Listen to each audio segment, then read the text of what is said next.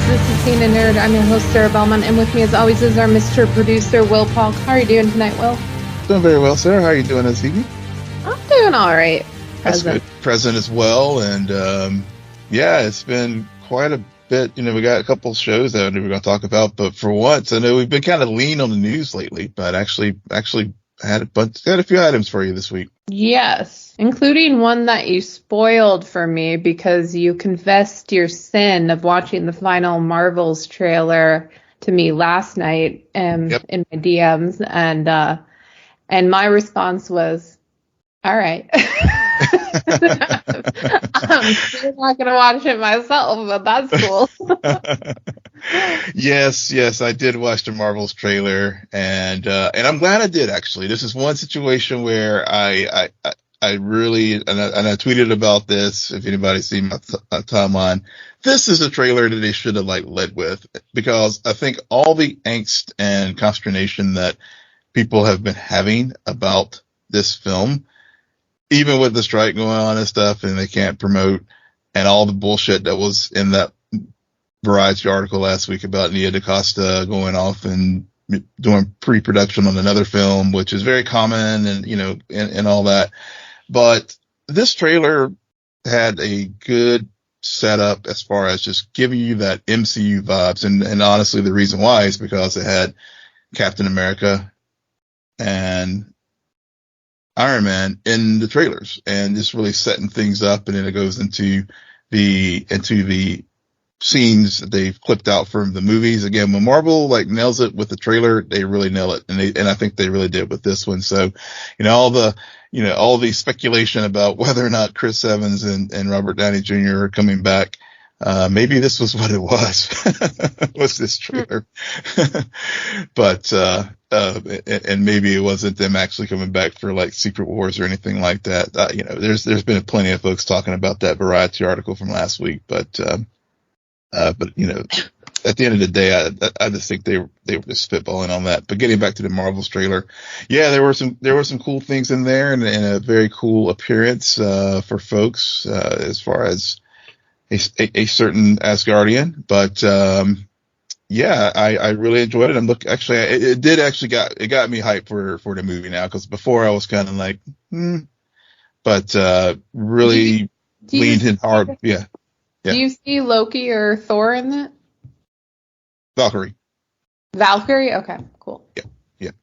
So Tessa Thompson had an appearance in there, and there was a lot more of Carol Danvers as far as her kicking ass and stuff, and really more about the setup as far as with the Kree villain that they're going up against in the trailer. So yeah, like I said, the tone was much more I won't say grim, but it definitely had a more heft to it that the other two did not have, and really dialed back. Honestly, they dialed back Kamala Khan's in this third trailer as far as some of her fish out of water superhero-ness, and of course we did get a lot of good scenes with Photon with Tanoia. So, like I said, I'm looking forward to this movie starting this Friday. Yeah, they probably dialed back on Kamala because they already showed her so much. So it's only an hour and a half long movie, so you've probably seen the full movie by now. Yeah, probably.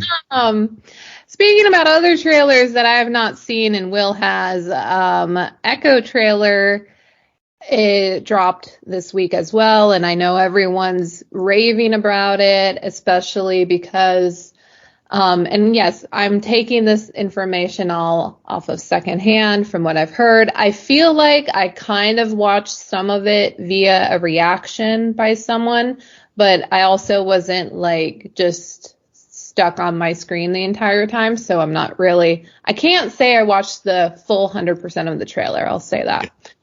But anyways, everyone seems to be really on board with it because of its the cinematography and the brutality that occurs in the trailer is very similar to what was found when they started advertising for Daredevil on Netflix, which is great, which is kind of, I mean, it's hard because Daredevil had an impact, and granted, the Defenders killed that. The Defenders like sunk that ship. But for a period of time, Daredevil was really good, specifically the first and second seasons of the 3. And we know Daredevil Born Again is coming in the future. Granted, there's been a lot of changes, but I think, and Echo's dropping in January? Yes, so it's dropping January 10th, and all 10 episodes will be dropping on that date. Yeah. Interesting. Well, we always have to have something in January. And, our luck so far, January has come out with some pretty good shows in the past recent years. So, I mean, I got high hopes. Now, there is a strong chance percentage of us pulling what we've been doing with some shows recently. And instead of binging, pacing it out, because granted, not much else may be dropping in January, but we'll see. But Will, what were your thoughts on this trailer? Yeah. So this trailer, to your point about the dropping in January and all 10 episodes, whenever we heard that they were going to do that, folks were really like, oh boy, this sounds really, really bad. But after, as you said, the reaction was really ecstatic. I think part of it was the tone and Vincent D'Onofrio, Kingpin, really playing a very prominent role in that first trailer. Not that Maya didn't, but that was really what people really talked about, and just the brutality of it. And it definitely is going to, the tone for this series is going to be much more adult, in that it is the first Marvel Disney Plus show that is going to have a TVMA rating. So just a little hack for folks who may not know this. Disney Plus, you actually have to put in a PIN number to get to TVMA programming. There's been a few shows, I think Andor might have been one for, like, with Star Wars, where you had to put the PIN number in, where a few episodes are TVMA. But that's how you can watch it. So if you don't see it on your Disney Plus platform, it's not broken. It's just, you just got to put a PIN number in to be able to view it. But also, the other big thing that came out of this trailer reveal, was, Marvel is dropping a new, what they call Spotlight brand, which is, I think they listen to the fans, and I think they're just looking at what's been going on with the just larger Marvel cinematic universe and things that are going out there. And with this new Spotlight branding for Echo, and I think presumably Daredevil is probably going to be maybe in this as well, and other projects down the line. But it's really going to be sort of street level storytelling, and also it's not necessarily going to be tied to the MCU, the larger MCU, so that, these stories could be just sort of self-contained things, and not requiring you to, like, know what happened way back in The Incredible Hulk for you to enjoy this, enjoy whatever show that is coming up. So that was something that was a part of the whole new Spotlight branding. And they also had Michael Giacchino's score as part of this reveal also. And so that was the other big thing that came out of the Echo trailer drop and things from Marvel Studios. Interesting. I remember back in Netflix days, they were talking about how that is, like, not necessarily tied to a larger universe, but is, and it's more focused on street level story. Yeah. Well, yeah, it's funny. They got inspired by the, I guess in the 70s, Marvel in the comic books had this type of this branding Spotlight. Right. So that again, you can just enjoy these stories for what they are. You don't have to do a bunch of homework to, like, like what People some are people still have going to do complained about. homework. No, but I mean, my point is like you don't have to like watch like 15 MCU films to enjoy Echo. But I would argue you don't have to now. People feel like they do because they did. Yeah. But it's not the same thing. Like going into it, when you first watched Avengers, you weren't thinking, "Oh, I'm going to end up having to watch like 25 more movies to see this story really come to life." Like it just happened like that. Yeah. Well, I guess that's the point. It's like now that we're so far into it, we have what 20 some 30 films or 10 TV shows. I mean, it's a lot for a casual fan to get into.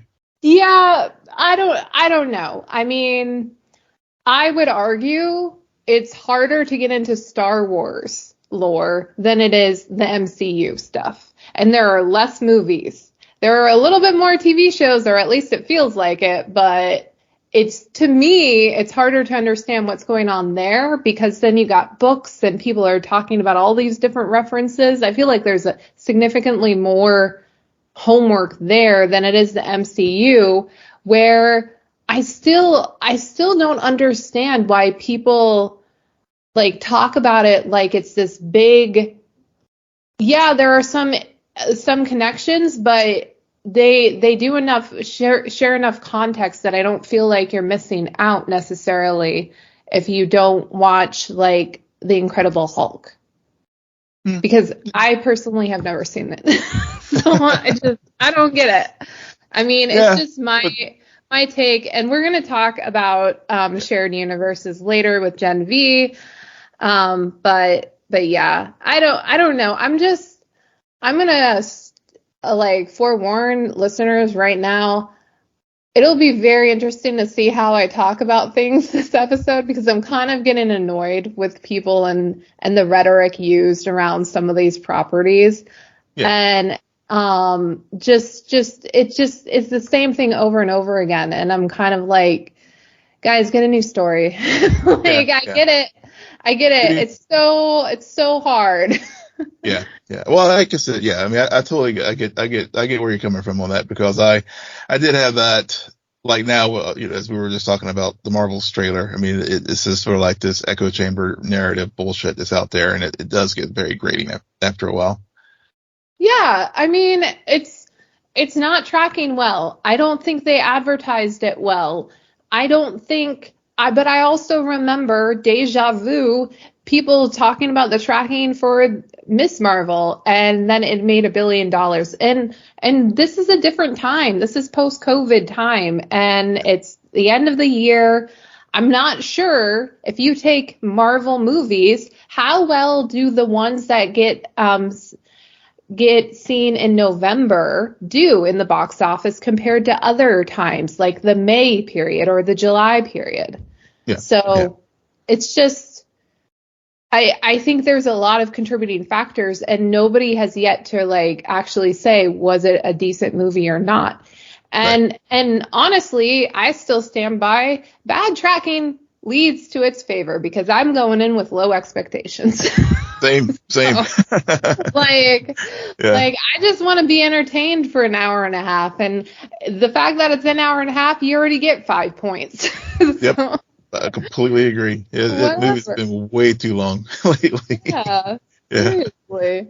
Yeah. And then they turn them into TV shows, and people are complaining, oh, it's only 6 episodes or it's only 8 episodes, and it's just I don't know what people. I don't think producers know what anyone wants anymore, and I don't think the actual viewers know what they want anymore. Yeah. So it's just we're spoiled. And to wrap up this session of trailers that Will has seen and Sarah has not, we have the Reacher trailer for season 2. I did retweet it, and to Will, he sent me a message immediately saying, I knew you liked it. And I was just like, I never said I didn't like that show. It was decent enough for me to watch the full thing. Do I remember it? Not really. Not really. But heck, when is it season 2 dropping? Yeah, so yeah, it dropped. So the full trailer dropped today on Amazon Prime Video, and if you watch the first season, which I do remember, it definitely it looks like it's getting more into the setup this season is getting into helping out some of his old special intelligence. Looks like the gang's getting all back together because there's some enemy out there that's like torturing them and dealing with something as far as some prior case that they all worked on together. So it was big, badder, loud, and very exciting. And Alan Ritchson is just like has such charisma and just really, really enjoy that character and the first season and the trailer. Series drops. The first 3 episodes drop on December 15th, and it will continue until January. I want to say 24, but but they'll be all on Amazon. So January. Yeah. So yeah, they'll start December 15th, the first 3 episodes, and then the remaining episodes will drop weekly until I think I want to say the mid or end of January. Yeah. Oh, okay. So it starts December 15th. Got it. Yeah. Yep. All right. Well, The Reacher is back, and then also next year, Superman and Lois will be ending after the 4th season, which no surprise there. Yep. And then you have a House of Dragons season 2 update. Yeah. So last week HBO had their investor meeting. Warner Discovery had their meeting, and the good news is that House of the Dragon season 4, I guess they were able to get most of the season shot with the primary cast, and it will be premiering in early summer 2024. And then the show is also Game of Thrones is also having a second spinoff called A Night of the Seven Kingdoms. And it will also, depending on, of course, when the actors strike ends, will begin production next year. And this other spinoff series is set in between House of the Dragon and Game of Thrones proper. And it's after, so I guess it's around 200 years, I want to say, after the Targaryens basically consolidated power in Westeros. So that's the other new Game of Thrones spin-off series that'll be coming. See, Game of Thrones starting to also become something where I don't know if you necessarily need to watch everything, but you definitely need to do your history book reading and be like, okay, so here's the timeline. We got 200 years here, 400 years here. This happens. This is going on. My God. But you know what? Yeah. Sure. Like spin-offs, it's surprising to me now that I think about it that like House of Dragons shouldn't have worked as well as it did. And you haven't even seen Game of Thrones proper, but you managed to watch that show and be like, okay, I get it. Yep. To your earlier point about having to do homework. Right. And now who knows what more future homework will occur. And granted, even if they'll work, again, it was very unlikely that House of Dragon would work, and it did. And also, we're going to talk about this later tonight, but Gen V just finished one of the best seasons of TV this year. So, it shouldn't have worked. Yeah. They did it in such a beautiful way. Oh my God, I'm still not over that finale, which we'll talk about shortly. Yeah. But yeah, I just, announcing all of these projects, granted, if the current ones or like whatever people think about Game of Thrones proper and how it ending, and then House of Dragon, when you start announcing all these projects, I feel like producers and studios are still making the same mistakes. Like nobody's learning from one another. We see it with Star Wars, we see it with DC, and now we're even seeing it with Marvel. Like putting out more product doesn't necessarily mean that suddenly your viewership is going to grow Mhm. because you're losing the specialness that is like a movie every few years, a TV show every other year, like because the quality is that good and it's worth the wait. Yeah. But like punching, like just puking out entertainment to people, it's exhausting, and people don't want to stay in one world like 12 months of the year. So I worry as they continue to branch off, but I also like take everything with a grain of salt. I can't really judge it until I see it. So, and winter is coming. Oh man! I see what you did there. Yes. All right. So on that note, let's head into Loki season 2, episode 5, science fiction. Will, what did you think about this episode? I love this episode. I mean, it just, I know I mentioned last week that, it was like I had many Infinity War vibes with it, and it continued with this, but also just how after we get the fade to black from episode 4, and then we go into the penultimate this week, and we start with, I wasn't expecting us to start right back, in the TVA, in the room there, seeing Loki open up and like everybody being gone.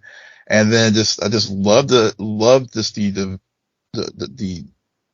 way things unfolded with him working his way through the TVA, going all through the corridors, going into the automat where the, where all the, all the pies you can eat for yourself now, Loki. But it was that start of that episode. I was just like, okay, y'all are going to tell me a time travel story that is going to be relatively straightforward. I'm going to be able, and I'm going to like it. And it did not disappoint.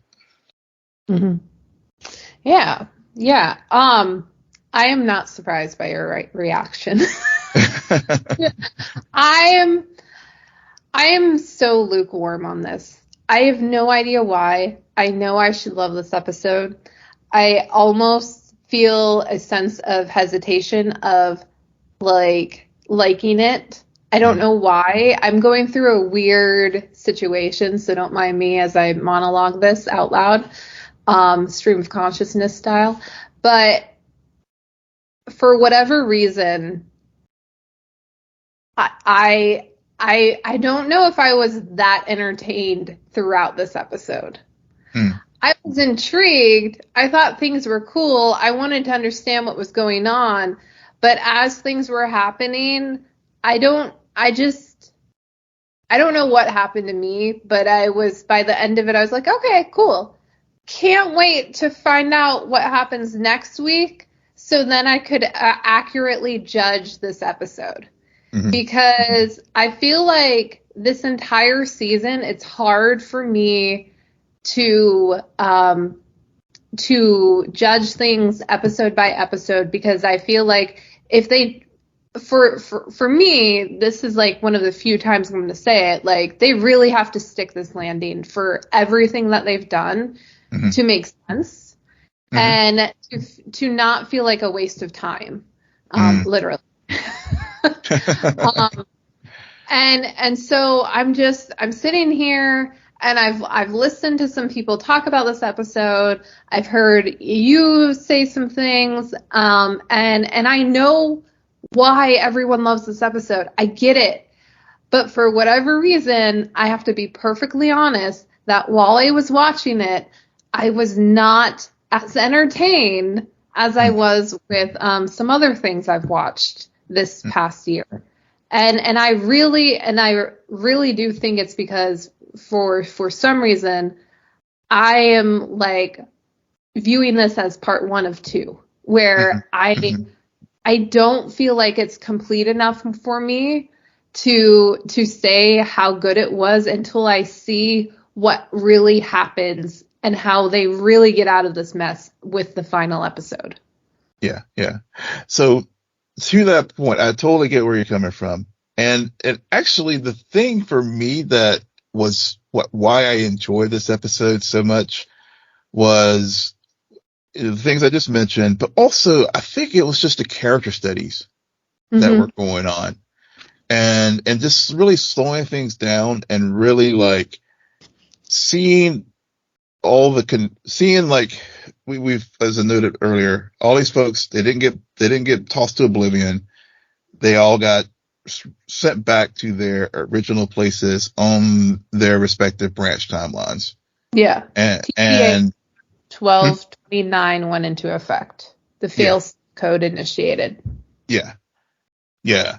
And so, which is interesting in and of itself that when He Who Remains and Miss Minutes, programmed the temporal variant authority to begin with, that the fail safe was when it reset everything, we're going to just basically put everyone back where they were.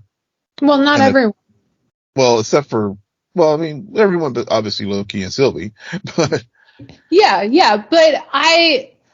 But I think it's that's important, like, to be clear about. Not everyone went back to their original timeline. And I mean, this episode, I'm waiting for next week to answer, why is Loki time slipping?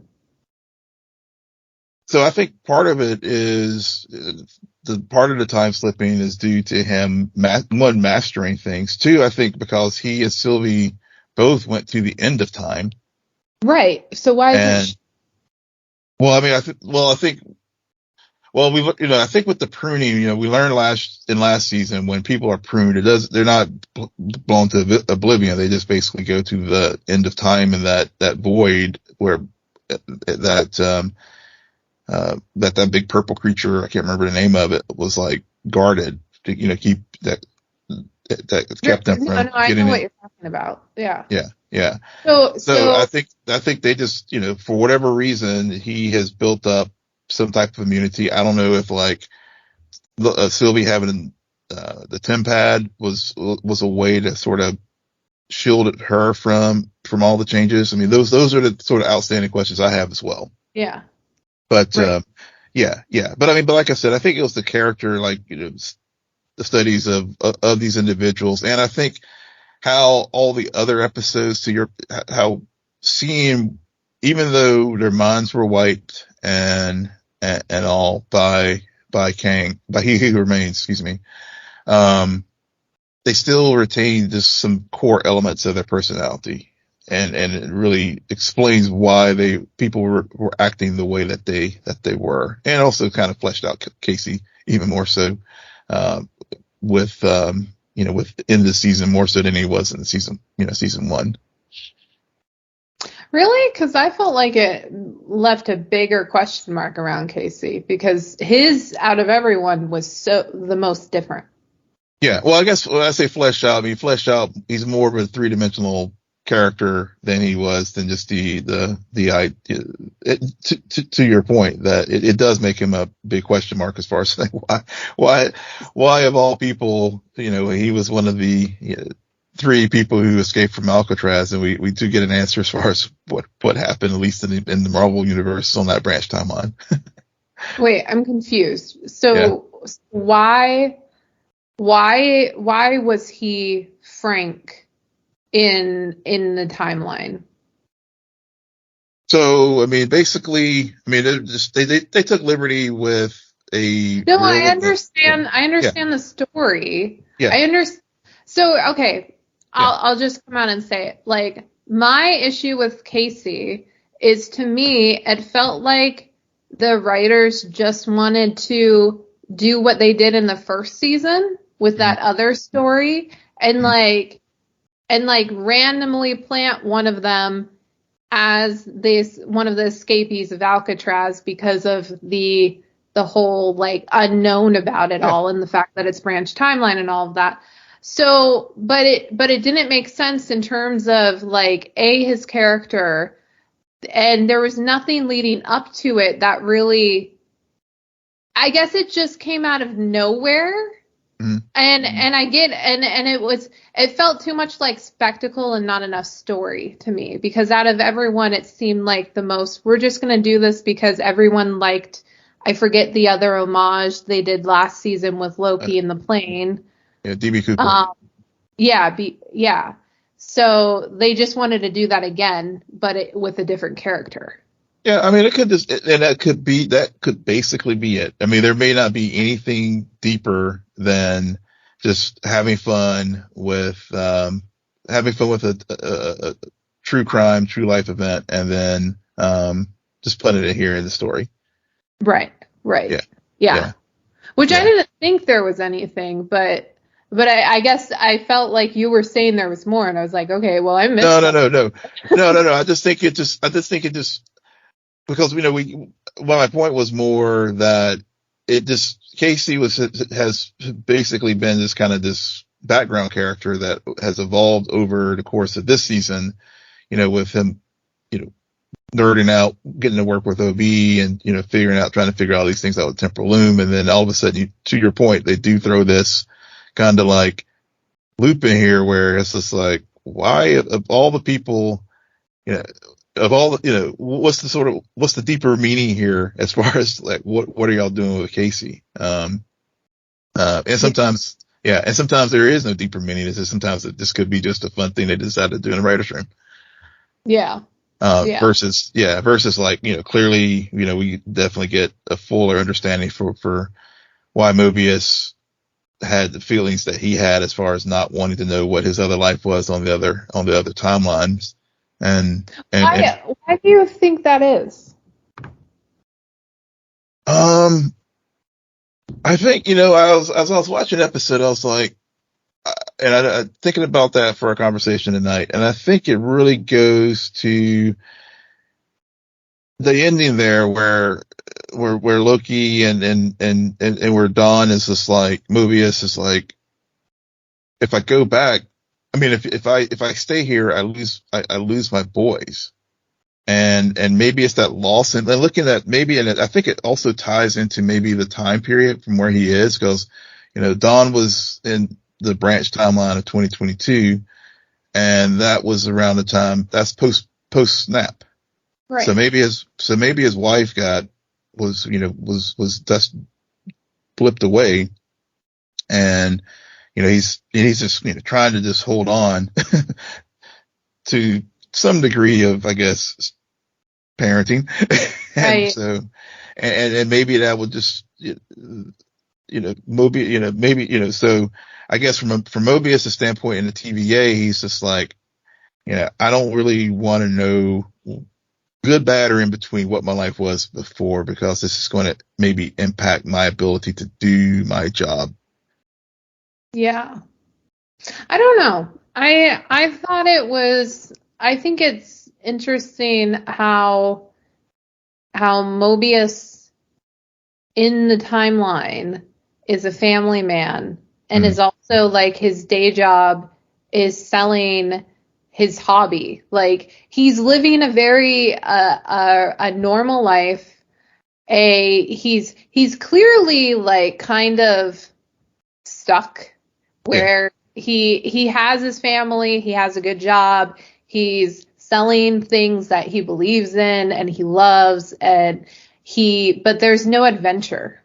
And I think that Mobius leading, like, not wanting to know, is a very practical reaction to, so you're telling me if I go here, I will see what my life could have been, what my life is, what my life should be. How does one reconcile that? I don't think it was, I never thought that was a absurd reaction, but seeing what his life is, it is interesting how he is such a family guy, but he's just a normal dude, every bit of the way. And the Mobius we know is pretty much a normal dude who just so happens to work for the TVA and has somehow become BFFs with Loki. So the god of mischief. And like a normal dude, Dawn, becoming BFFs with a god. Yeah. Doing tribe. Oh, I loved that. Reminds me of one of my favorite lines in this episode. My space name is Yep. Monkey. What's your space? I was just like, oh my God, Jesus. Yeah. Yeah. I want to go back to Sylvie and Loki just because as we didn't spend a whole lot of time. I don't feel like we spend a whole lot of time with the other TVA agents as this episode is just getting the crew back together. Mm-hmm. I found it interesting how I feel like the most time we spent was with OB. Mm-hmm. Kind of. Granted, we didn't spend the 18 months it took him to make that test pad with him and his. So maybe it's a tie with OB and with Dawn, but with Sylvie and Loki, in this episode I just continue to have more questions about Sylvie and about why is she not experiencing the same thing as Loki? Because to your point earlier, they both made it to the end of time. They've both been pruned. And as we discussed last week, this whole time slipping thing did not start this season. It started at the end of last season. Mm-hmm. So I think that everyone is looking at this season to try to figure out what was the action, and I'm looking at it like no. Do not forget, at the end of the first season, that is when we technically first experienced him time jumping or time slipping or whatever. Mm. But they have a very important therapy session in this episode as Sylvie presses Loki on what is he doing this all for? Mm-hmm. And the man just wants to be friends, and mainly with Mobius. He just wants his buddy back, mm-hmm. mainly with Mobius. But I don't even know if it's that. I don't even know. I think sentimentally, you have to say, I don't want to be alone. I want to feel like, but I think it's more, I want to belong, because it's not just the people, but ironically, there is purpose in what he's doing with the TVA. Yeah. Without it, he doesn't have purpose anymore. Yeah. So. And I'm glad you brought that up, because I mean, because it's easy to forget that this version of Loki, when we first meet him in season 1, is post-battle in New York. Yep. Loki, and it makes sense for him to say what he said, when Sylvie pressed him that he doesn't want to be alone, when he learned all about how on the other timeline, the other version of him, his life, came about, as far as, losing his mother, and ultimately dying there at in the Infinity War Endgame saga. So when we look at that Loki from 2012 and how selfish and how and to see how he has evolved and how this character has grown, where he is now a hero in the sense of like the hero of this story, it makes sense for him to say, I don't want to be alone because I've gained so much. And I have, and like to your point, I had that sense of belonging. Yeah. Yeah. It's not just about power. It's, which is a very selfish, grasp, right. Mission. But in that first episode is called Glorious Purpose. Mm-hmm. And he says it immediately when he first encounters the TVA. It's very important. And another line that is brought up in this episode that is a reference to last season is what makes a Loki. The fact that we're all destined to lose. Sorry, I didn't say it word for word. I realized that, but it's what came out. Yeah. No. We get the point. Yeah. Yeah, and ironically, that's what triggers him to really get a grasp of this time slipping ability that he just so happens to have acquired. That and the realization that he can change the outcome of this.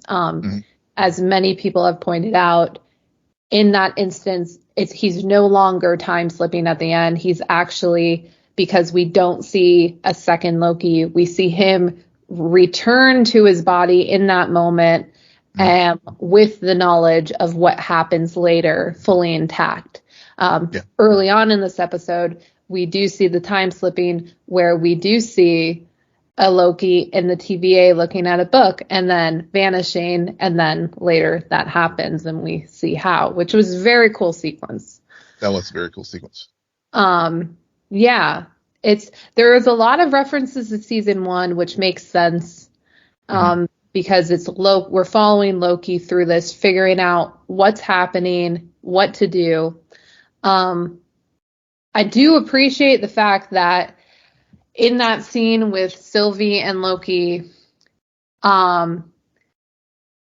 Sylvie points out to him how he is, even though it's with like almost the best intentions, he's still doing what He Who Remains did, and is like, well, now you're plucking people from their timelines and saying, hey, we have to go save the TVA. Yep. Where's the choice? Yeah. or more like with Mobius, hey, you're my BFF, just believe me. Yeah. And I think that's another thing too, where those philosophical debate between the two of them, why I think this episode just really worked for me, was because, again, she's just calling him out for, and it follows up from their conversation there in episode 4, where they were like debating the predestination versus choice. And so I think this series overall, when it's like same with WandaVision too, I think the two common threads between both of these, and hopefully Loki season 2 sticks the landing better than WandaVision did, but it is that overarching exploration of a universal question. And Wanda was, how do we deal with grief? And this is, the predestination versus choice, as far as, how much agency we have as far as people and making decisions. And they build it around this, this Ouroboros of this story. But I think that's what's been really making me really enjoy this series, and in particular this episode this week. Yeah. But Sylvie can't gloat too much as her world turns into spaghetti. And yes, I did so happen to have my first, while I was watching all the spaghettiness happen in this episode, it's the first time I thought to myself, oh yeah, there was a time travel explanation scene in a movie called The Flash that I watched earlier this year that involved spaghetti. Coincidence? I don't think so. You remember that better than I did. I just think it's interesting. Out of everything they could have done, they chose to make it look like they were turning into spaghetti. I get it because of the branch timeline. And it just so happened in The Flash, you have Michael Keaton explain how time travel works with spaghetti. Okay? Great call there. I can't believe I'm the one who's referencing The Flash, but that is happening. So maybe that's also why I'm a bit lukewarm, because it made me remember The Flash in my experience. It. With no Renslayer in this episode, no Timely, obviously, no Miss Minutes in this episode. Which Renslayer wasn't. She was in the TVA, correct? Mm-hmm. Right. But she wasn't in that room. No, remember, she was pruned by X5. So now Yes, that's right. So she's at the end of time now. Okay. So we'll see her. So whatever resolution we have, we'll see that next week, as far as her story. Yeah. I'm sure we will see maybe 1.5 resolutions to all of the loops that are happening, and maybe like open 5 more loose ends. Yeah. But there'll definitely be more, because especially with Obi and really using the whole play on the title science fiction. Every week it's like, okay, where can Obi tie into something, either some meta reference with this show. And of course this week it was the question of science is what and how, and the fiction is the why. And it really, when we get to that end with Loki and him figuring out the why and being able to end the time slipping and really control things, it does get to, some of the things we talked about, and others have speculated that, he ultimately, does become the new, I guess, keeper of time and resetting things as far as in a new TVA. I guess that's maybe a little, either that or they set off another time more that leads into the other events. Yeah. As far as another multiversal war, but yeah. Like, I guess I don't know what to say to it, because I've heard a lot of different things. Yeah. And I'm very much anticipating the finale. I don't want to get ahead of myself or ahead of the story. No. And based on what we know is coming, I can see them leaning one way if those are the two options versus the other way. Mm-hmm. But they are definitely doing more than I would have expected going into the season, if that makes sense. Mm-hmm. That makes total sense. Yeah. And I hope that we get a season 3, because I don't want the end of the show to technically be like next week's episode, and then if the story, like the few threads, get dragged out in the movies or another TV show, just because I'm not over Loki yet. I'm not. I think even though he is clearly grown, I don't think we're all the way there.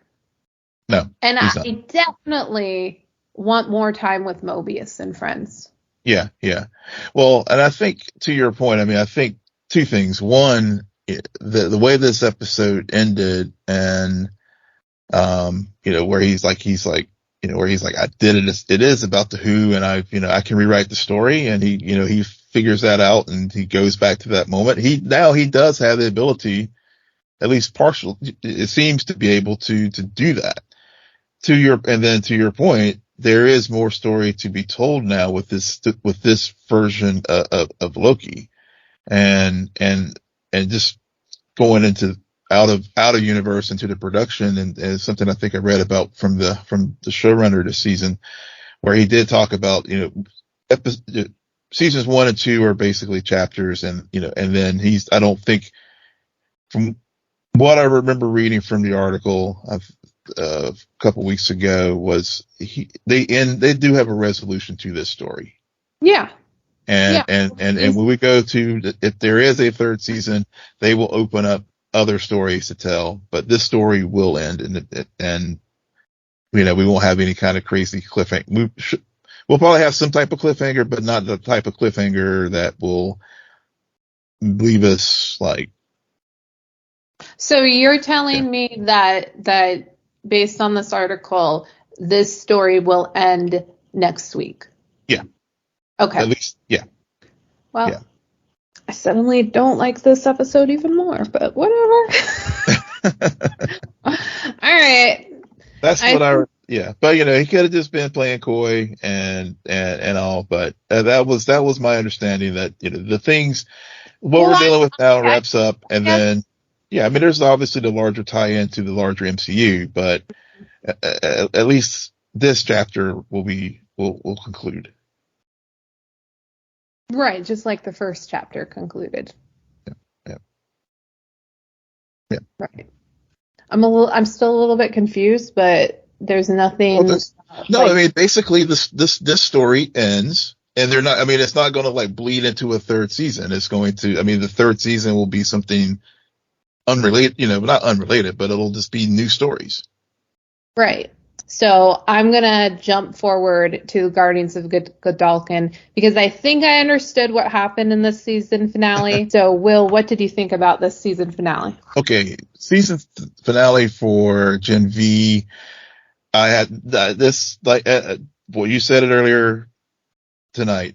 It's probably the best season of one of the best seasons of television this year, because it went into it with very really no expectations, and was pleasantly surprised, and I just love how they blended the two shows of Gen V and The Boys together into a very very cohesive story, and one that it was a nice handoff where they complemented each other instead of contradicting or competing against one another.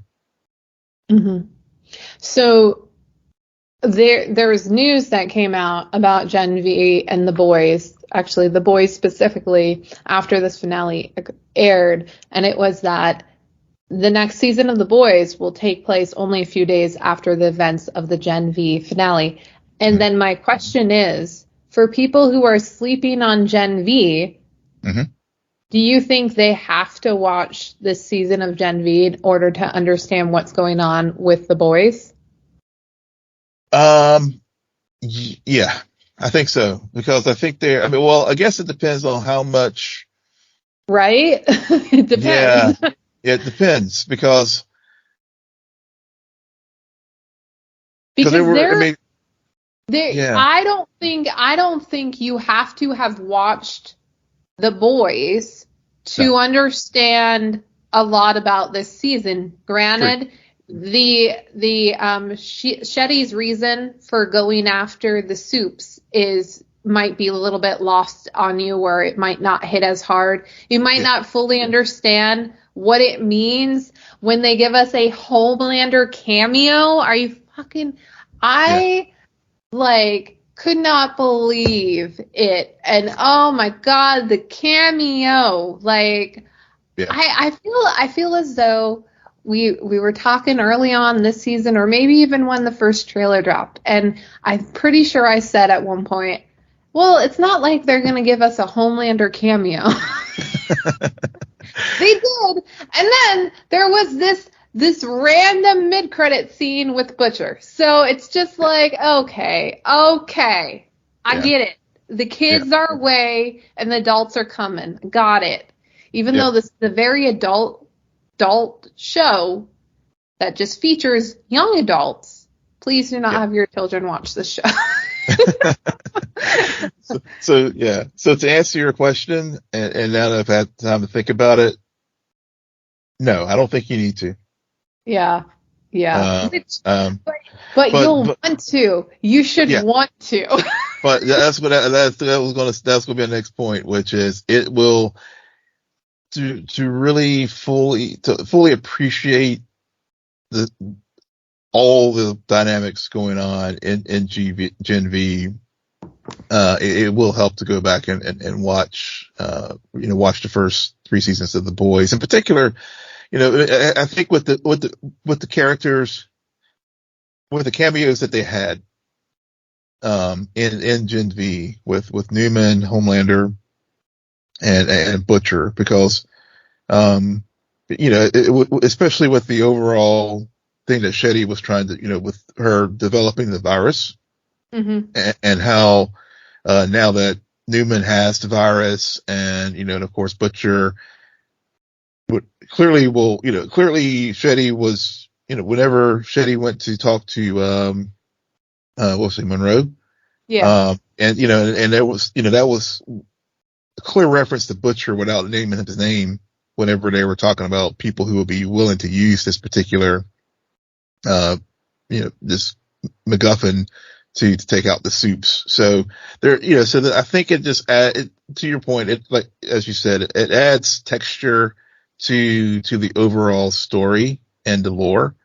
But, so I think, so like any good spinoff, it should be the show stands on its own without having to be propped up by the boys, but you'll just appreciate it more if you've watched the boys. Right, definitely. And I'm just gonna go back to the best scene in this episode, the ending, because we could start at the very beginning of this episode, but like it all I still can't get over the ending. I just think it's perfect about how we have Kate on this rampage along with Sam, and it's chaos on campus. People are dying, like humans are dying, and then also we have the Guardians of Godolkin, Marie and friends, trying to stop all the chaos and trying to prevent the humans from dying. And during it, we continue to see growth in Marie's powers, and Jordan is at risk, but they make it out of this predicament, and then you see in like such a brilliant shot about Kate coming forward and almost touching Jordan. Mm-hmm. And okay, I will admit I was worried too. I was like, no, but I did not expect for in that moment for Marie to literally like pop Kate's arm off, which we should have, considering she kind of blew up a dick earlier on in the season. Yeah. So like, and she kind of like blew up her parents' like throats and stuff. So the girl spontaneously will combust people when she feels threatened or someone she loves feels is threatened. But I just like how it's like this slow-mo shot and very quiet, and then the arm explodes and all you hear is Kate scream.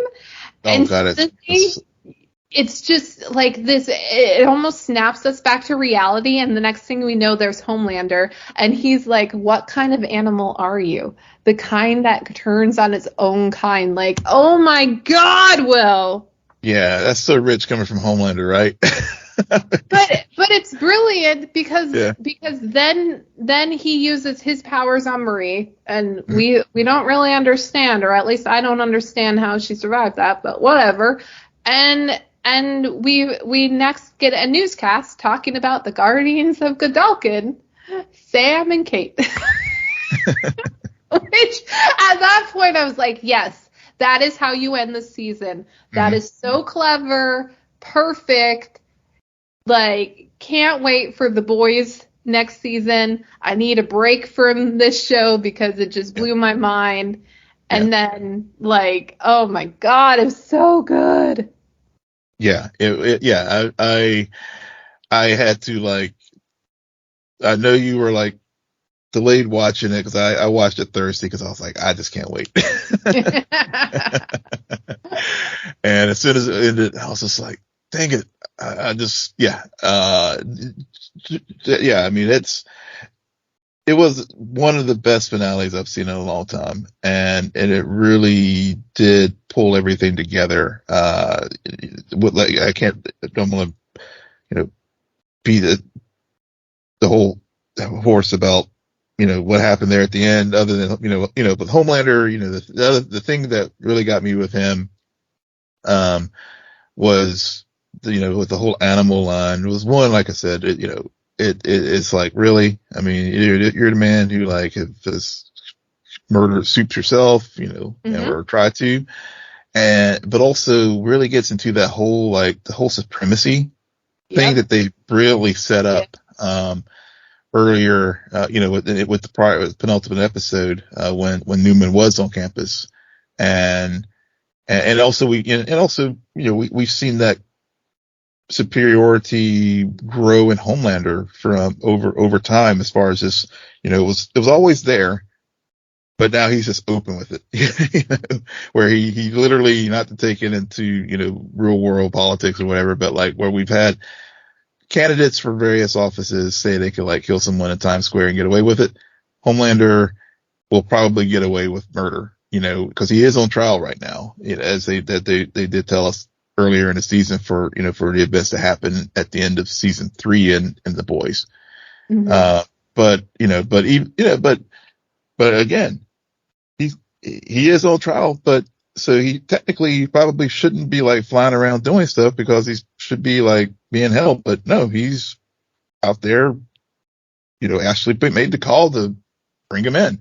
So, so there was just so many nice moments, with that. And then thinking to what we talked about last week with the Guardians of Godolkin, and how the show really gets into, media narratives, and how media can manipulate things, and messaging. And, when you look at the true Guardians of Godolkin there, who saved the day. I mean, we had, two kids of color. We had a bi gender person, and a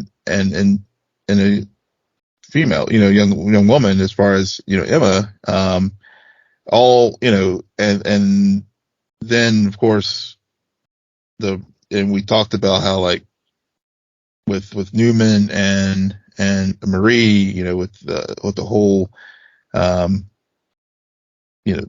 guess the Right.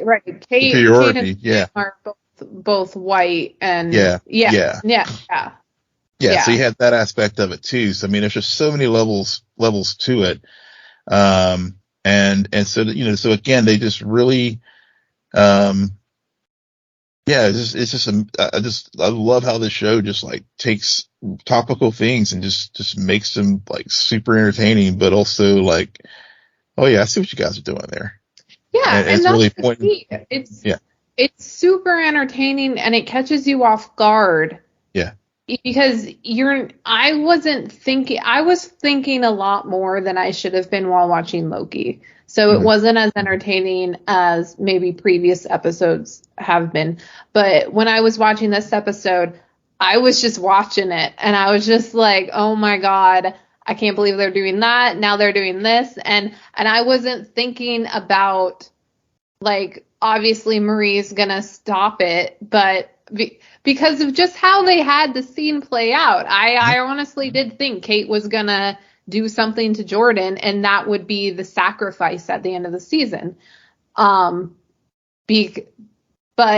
that's not what happened. And to go back to your point about the whole media narrative spin, it's that Guardians of Godolkin has actually been a lie since the beginning of the season, because Marie and Andre are named the Guardians of Godolkin at the beginning of the season, but they didn't stop Golden Boy. Technically, Golden Boy stopped himself. He did kill himself. And Jordan was the only one who really squared off with him. So the fact that Andre and Marie even were tied to that title, was just foreshadowing how the title will get used by the end of the season. And to go back to your point with, like, the fact that Ashley, even despite what's happening in this universe with Homelander, that's her go-to. And he does technically resolve the conflict that's occurring on campus, which is a nightmare. And that's where this show does such a great job, because these are kids. These are young adults. These are kids who have been tortured for years. Of course, they're going to want a little vengeance. Granted, killing innocent people, not the best way to go about it. Okay? I don't know. Maybe go after Vought, but whatever.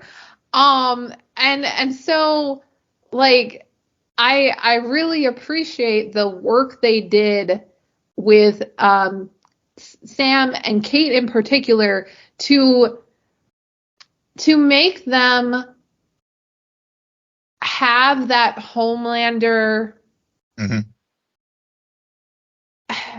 because Kate still loves Andre. I believe that. I really do. I do too. And I also know, and we all know, that Sam loves Emma. Mm-hmm. And so that's going to be used next season to help the team get out, for sure. I really do. And that's something that makes them unique to Homelander, who still loves nothing but himself, okay? Loves nothing but himself. Maybe his son, like, on a good day. Yeah. Maybe not when his son suddenly gets more attention than him. Man has issues. But there's more humanity there, and especially because of how we were introduced to them. And we understand, especially with Sam, the torture he's gone through. Like, it makes sense for him to have it actually makes more sense for him to be angry at Vought than arguably Homelander's whole situation, just because we didn't see as much of, like, Homelander's childhood of being potentially tortured. We've only seen a few scenes of different things. So anyways, my point being, like, it's kind of remarkable for them to do that with those two characters. Over the course of 8 episodes. Yeah. I want to mention, you brought up about Sam and Kate's humanity, and I wonder how much humanity is left with Sam, though, because, still seeing his brother. Well, but yeah, to a point. But then he did want Kate to take it away. So I guess he does still have some humanity left, because since the puppets transformed, he stopped seeing puppets who were originally his conscious to seeing his brother. Mm-hmm. And, and because he also, you're right, on some fundamental level, he knew that what was going on was wrong. And so that's why I guess he wanted Kate to take the pain and take it away, so he could just basically be a killing machine and not deal with the consequences of that. So I think for me, I see the humanity there with Sam. I don't know if I still see it there as much with Kate. Mm-hmm. Right. Right. I mean, yeah. She definitely is more gone than him, which is kind of surprising. But there's moments throughout the episode, whether it's Andre and her, or even her and Marie, because Marie is trying to tell her, like, they want me to kill you. I'm not going to do that. Blah, blah, blah. And yet it's not like Kate's immediately reaching to grab onto Marie. Like, she at no point, she is in close contact with a lot of her friends who throughout the episode, and she doesn't really go after them necessarily, like to try to get them to do what they want. I mean, she even asks Sam, like, tell me this is okay, because I'm not going to do it otherwise. Yeah. And I don't know if that's humanity so much as those are still her friends. I mean, there's a lot of history there, as we learned in previous weeks, especially between her and Andre, her and Jordan, and her and Sam. Yeah. So I don't know if it's humanity so much as, like, those are still her oldest friends. Yeah. Maybe it's just that familiarity. I mean, I guess it is still humanity. I mean, I think that's fair to say. I mean, that, and that's keeping her from completely, going completely off the deep end. And also, again, I think her motivations are more, yes, she is upset with with what Shetty did to her and the betrayal and the manipulation that was done. But she also makes, she can still see that Shetty is a victim of the larger evil, which is Vought. Right. And everyone, all of them are all victims of Vought. And she even points it out. Look, we're all just product to them. Yeah. Towards the end of the episode, based on how she was responding to Marie's pleas, I had it in my head, she wants to die. Mm-hmm. She wants to get killed during this. Yeah. Like, she doesn't want to go past it because she's like, I'm going to get my vengeance, and then what's the point? Because my friends are never going to trust me again. I'm losing the love of my life. Mm-hmm. And I did some really fucked up shit. Yeah. So, and I don't know why I feel this way about that character. But I think that there is something with her where I think her goal was to free the woods, mm-hmm. and allow them, those who were tortured like her, mm-hmm.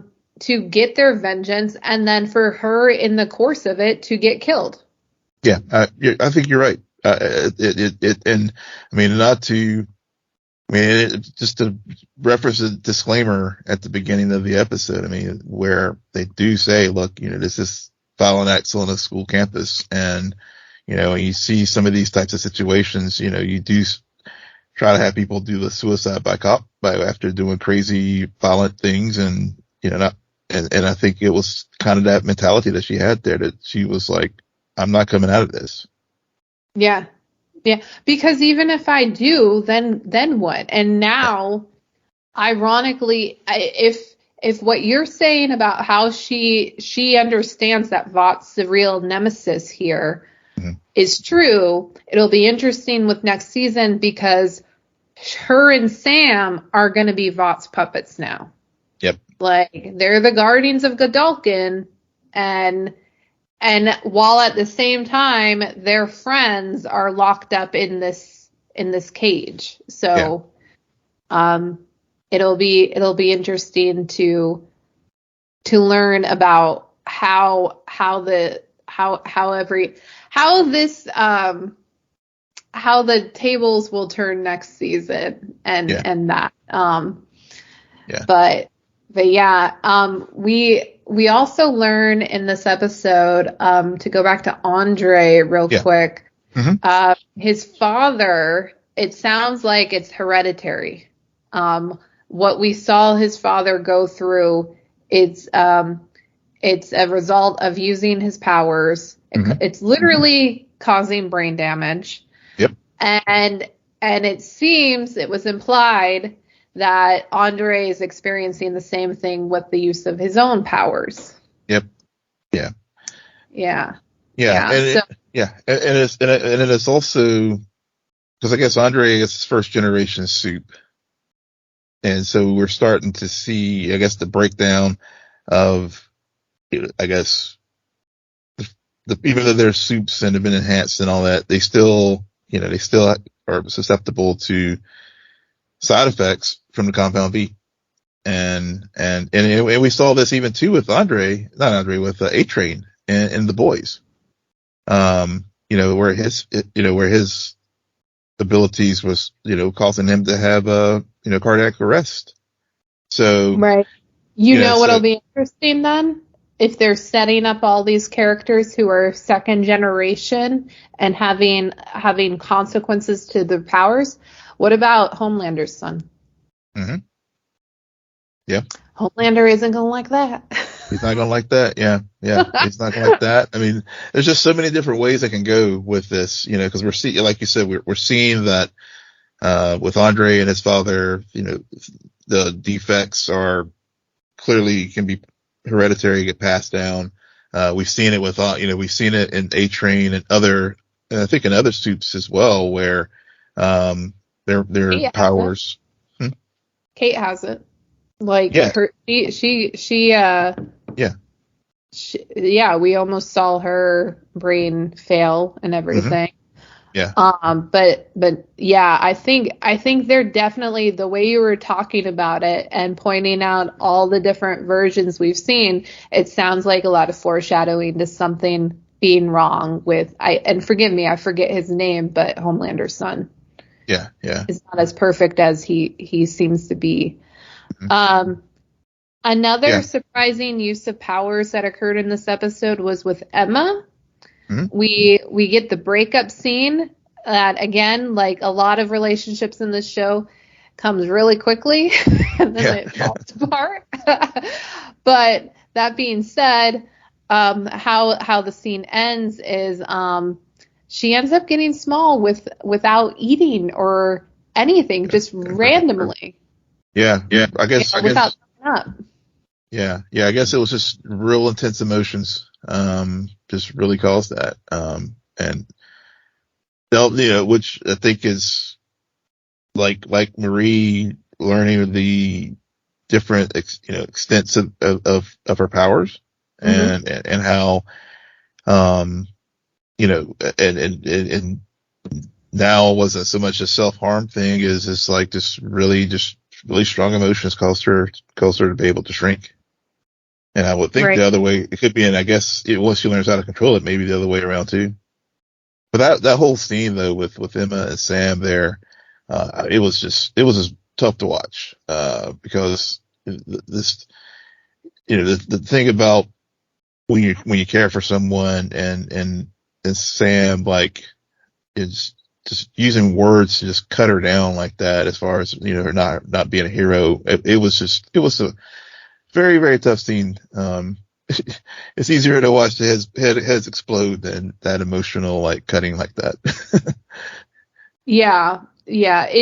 I have no heart, so for me it was fascinating to watch, because it how the narrative was flipped in that scene of you didn't come to, because he's not wrong, and this is what I love about these kind of discussions, and that's why it kind of makes you like it's so hard to watch, is because you're seeing both sides, and in a way he's twisting it, but he's not technically wrong. And it's like, she didn't really, it wasn't a selfless act. She wanted to show off and be cool and use her powers, and it was definitely for selfish reasons. But then again, I think the fact that she fucked you has to mean something, right?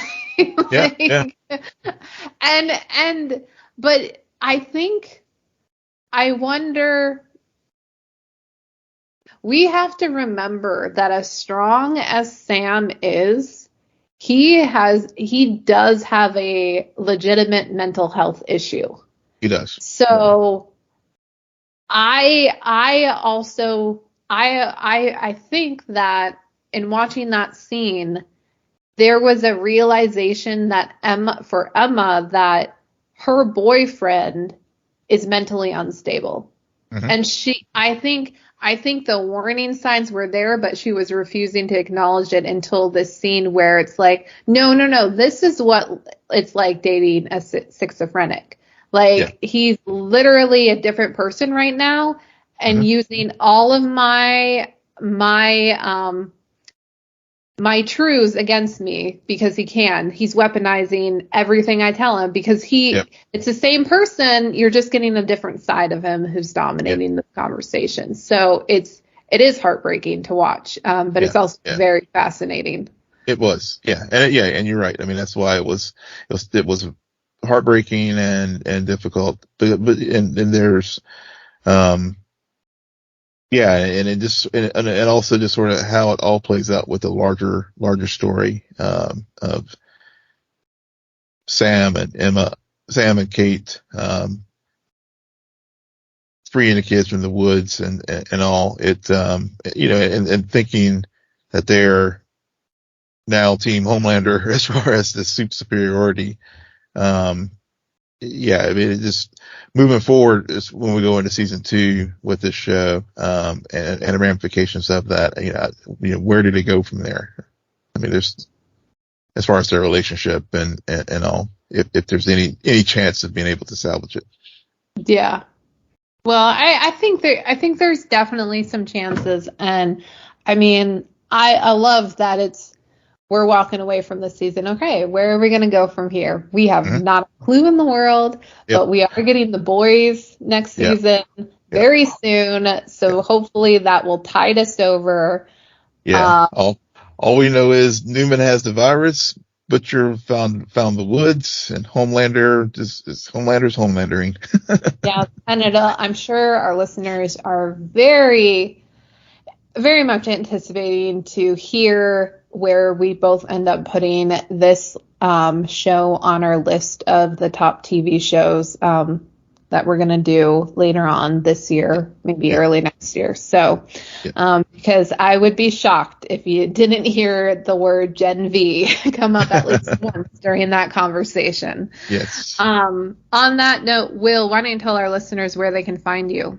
Yes, you can find me on X, formerly known as Twitter, at Will M. Polk, WILLMPOLK.